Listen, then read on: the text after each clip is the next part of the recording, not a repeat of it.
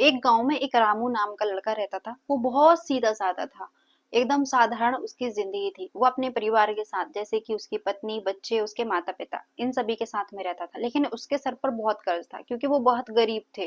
खेती करता था, लेकिन खेती में उतना कुछ उसको मुनाफा नहीं होता था कि वो अपने परिवार का भरण पोषण अच्छे से कर सके। वो हमेशा सोचता था कि मैं इतनी मेहनत करता हूँ, उसके बाद भी मुझे कोई भी फल नहीं मिलता। उनके घर पे एक टाइम का खाना भी बड़ी मुश्किल से आता था। एक समय की बात है कि वहां से एक ऋषि मुनि जा रहे थे। तो ऋषि मुनि को बहुत तेज भूख लगी।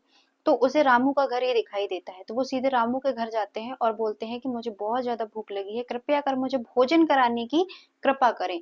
तो उस समय भोजन रहता नहीं है। तो रामू हाथ जोड़कर बोलता है कि हे प्रभु, मेरे घर में तो भोजन है नहीं, और जो था तो उन लोगों ने कर चुका था, तो कुछ भी नहीं था, मतलब इतना भी नहीं था कि वो थोड़ा सा भी उस ऋषि मुनि को दे सके।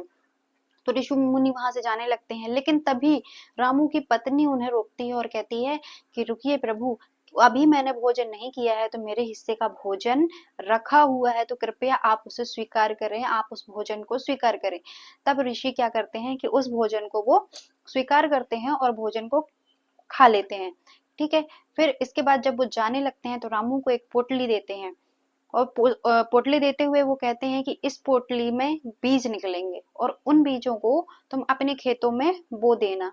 इससे कभी भी तुम्हें किसी चीज की कमी नहीं होगी। तो रामू ने उस पोटली को ले लिया और बहुत खुश भी हुआ लेने के बाद। तो जब दूसरे दिन उसने पोटली खोली तो उसमें काफी सारे बीज थे। तो उसने उन बीजों को ले जा करके अपने खेतों में बो दिए।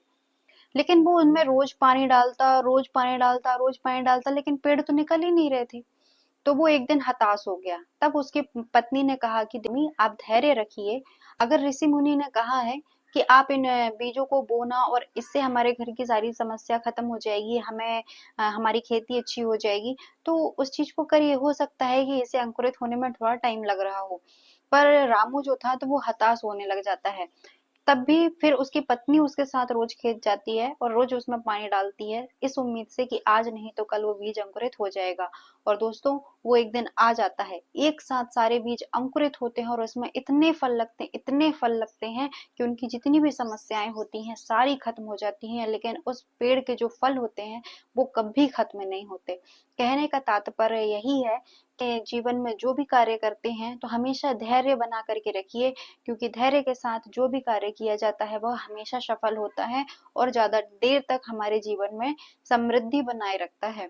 दोस्तों, कभी भी अपना धैर्य मत खोइएगा, मेहनत का फल अवश्य मिलता है। नमस्कार।